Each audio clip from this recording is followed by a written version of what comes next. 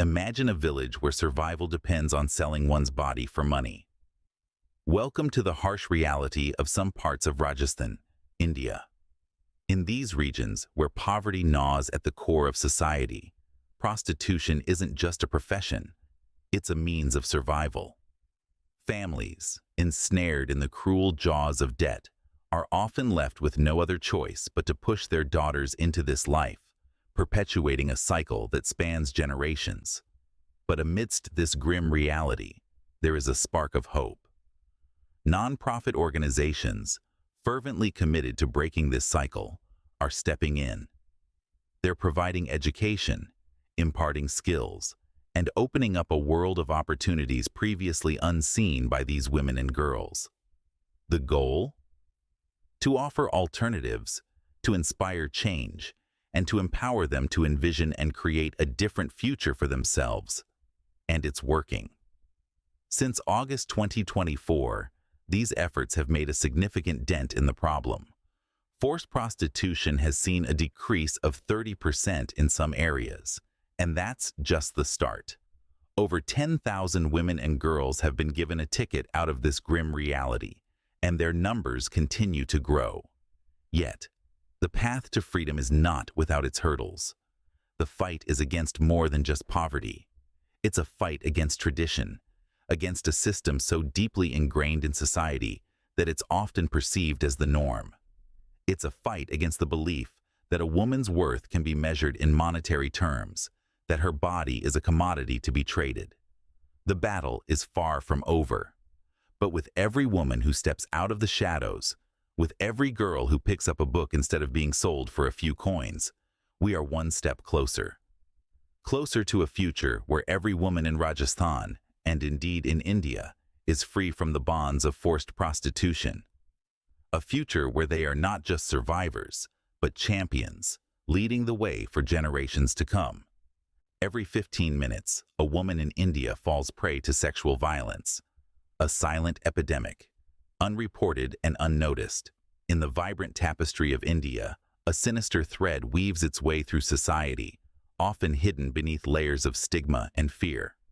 This is the harsh reality of sexual violence, a pervasive issue that leaves no corner of the country untouched.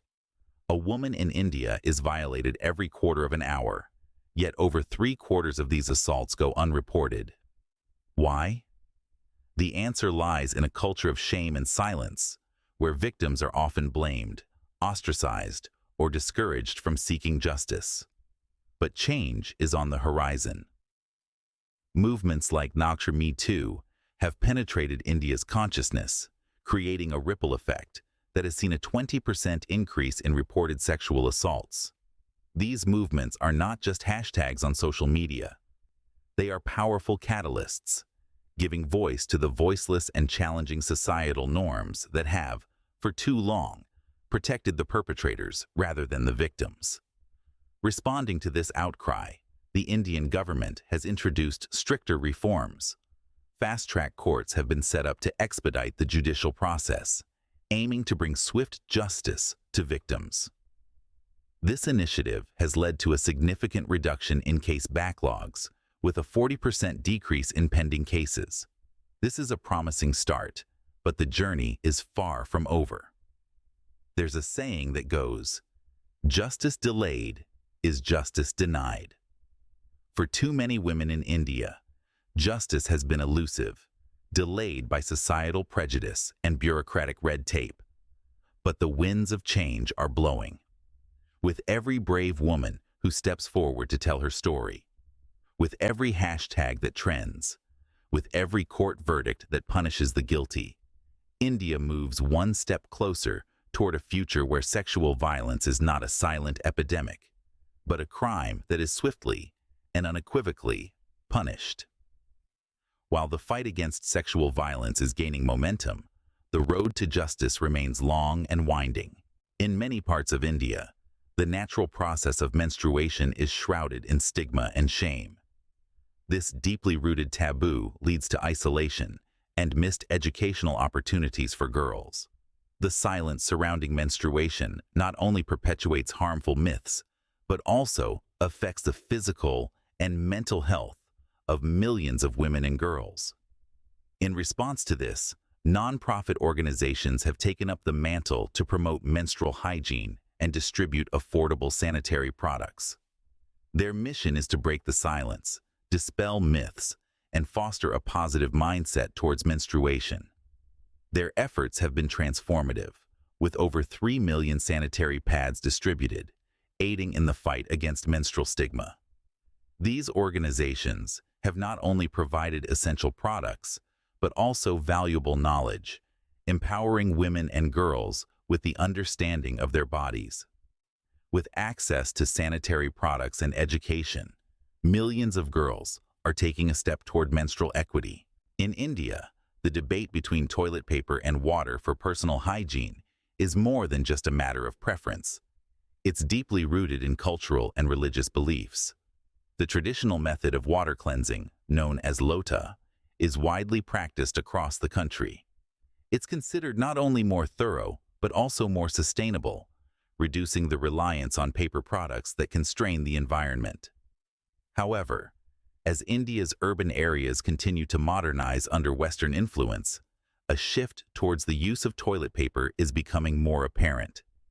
Yet, it's not without its environmental implications. The production and disposal of toilet paper contributes significantly to deforestation and pollution.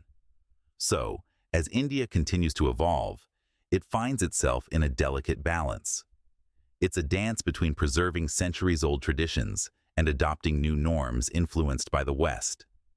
The question is not merely toilet paper or water, but how can India modernize while maintaining its rich cultural heritage and environmental responsibility? As India modernizes, it grapples with maintaining tradition while adopting Western norms. The Ganges, a river revered as a goddess, yet one of the most polluted rivers in the world. Regarded as the spiritual lifeblood of India, the Ganges River is deeply woven into the fabric of the nation's cultural and religious tapestry.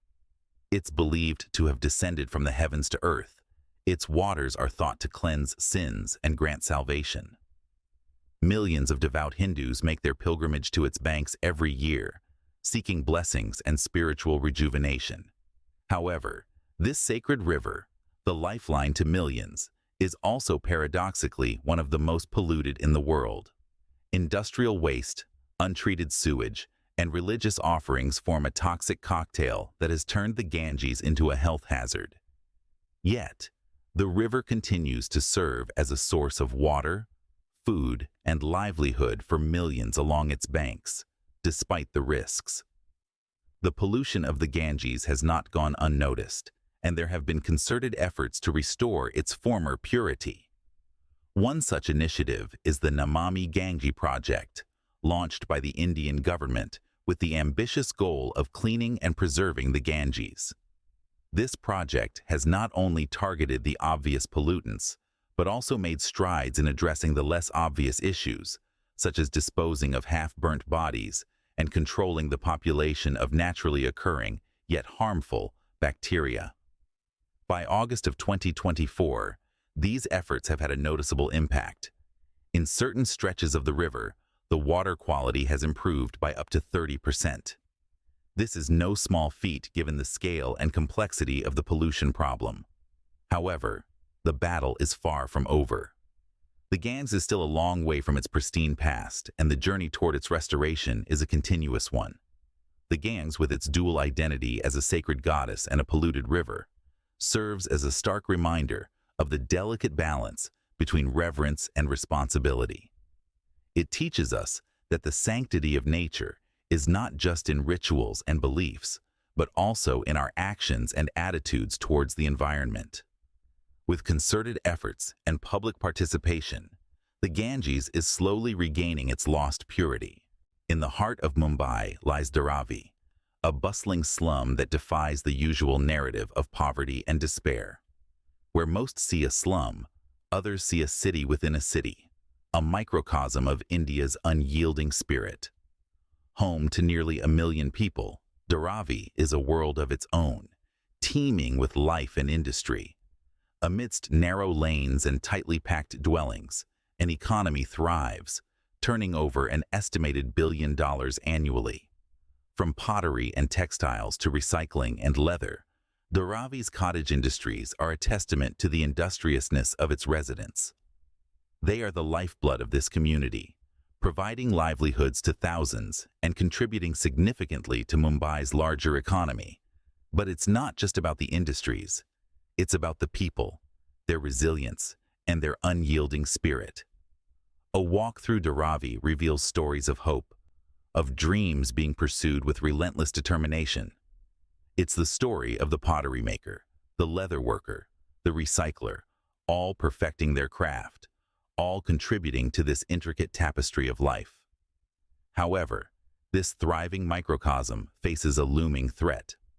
Redevelopment plans on the horizon promise better living conditions, but they also threaten the very essence of Daravi. There's a fear that these plans, while well-intentioned, could dismantle the community's thriving industries and disrupt the lives of its residents. The question remains, can redevelopment coexist with Daravi's unique economy and sense of community? As the debate continues, the people of Daravi carry on, their resilience undeterred, their spirit unbroken.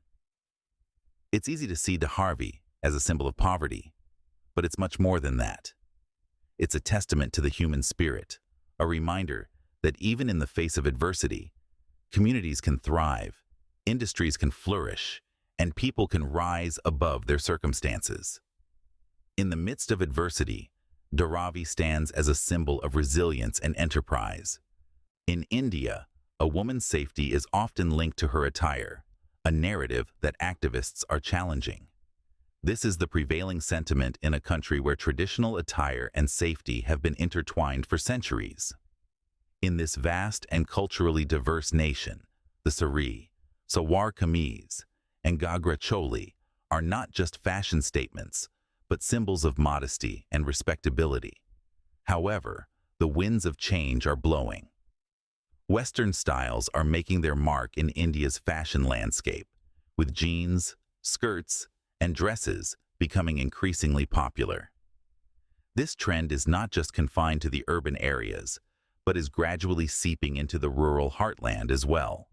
While this shift represents a certain degree of globalization and freedom of expression, it also brings with it a set of complex issues.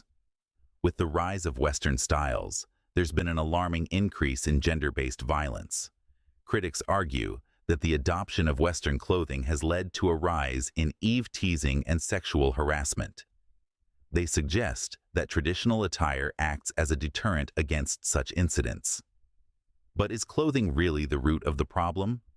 Activists argue that focusing on women's clothing is an attempt to shift the blame away from the actual culprits. They assert that the problem lies not in what women wear, but in the mindset of those who commit these acts of violence. The issue is not about covering up or dressing down, but about educating society, promoting respect for women, and enforcing stricter laws to deter such behavior. Moreover, it's essential to acknowledge that clothing, whether traditional or Western, is a personal choice. It's a means of self-expression and should not be used as a yardstick to measure a woman's character or judge her safety practices. In the end, the fight is not against Western clothing or in defense of traditional attire. It's about shifting the narrative from victim blaming to addressing the root causes of violence against women. It's a long and arduous journey, but one that India must undertake to ensure the safety and dignity of its women. Changing clothing norms are not the problem. The real issue lies in changing mindsets. Your favorite soft drink might be more harmful than you think. In India, the reality was a hard pill to swallow. A shocking revelation stirred the nation when studies unveiled that popular beverages like Coca-Cola and Pepsi contained hazardous levels of pesticides. These toxic ingredients, unintended additions to the fizzy drinks many enjoyed, sparked a public outcry that was hard to ignore. The uproar led to a significant dip in sales, with a standout 15% drop. This was a clear message from the people to the beverage giants. Health cannot be compromised for the sake of taste or convenience. But the outcry didn't just end there. It triggered a much-needed intervention from the government, leading to the introduction of stricter food safety regulations. These new measures were not just a response, but a commitment to ensure the health of the nation. The incident served as a powerful reminder that when consumers demand better, the government has to listen. When consumers demanded better, the government listened. A victory for public health. In India, eating is not just about nourishment. It's a multi-sensory experience, best enjoyed with hands. Delving into the heart of Indian dining etiquette, we discover a tradition deeply rooted in Ayurveda, the ancient Indian system of medicine. This practice, as old as India itself, is built on the belief that each finger is an extension of the 5 elements: fire, water, air, earth, and space. When we touch our food with our hands, we ignite a physical and spiritual connection, stimulating these elements and helping to balance our energies. Eating with hands is more than a simple act of consumption. It's a ritual, a way of life that encourages mindful eating. The touch of food against the skin awakens the senses, preparing the body for digestion even before the first morsel is consumed. The texture, temperature, and consistency of the food are felt, engaging the mind in the act of eating and enhancing the overall dining experience. This tactile engagement with food is not just about indulgence. It's about respect, reverence, and gratitude for the food we eat. It's a practice that brings people closer to nature and to each other. Families gather around the dining table, sharing meals and stories, strengthening bonds and creating memories, one bite at a time. And let's not forget the environmental benefits. By eating with hands, we reduce reliance on disposable utensils, contributing to a more sustainable planet. This practice, when combined with good personal hygiene, can be a healthful, eco-friendly alternative to the use of plastic cutlery. In the hustle and bustle of our modern lives, we often forget to pay attention to the simple acts that bring us joy and nourishment. The Indian tradition of eating with hands invites us to slow down, to savor each bite, and to truly appreciate the food we eat. Eating with hands is not just a cultural practice, it's a lesson in mindfulness and sustainability.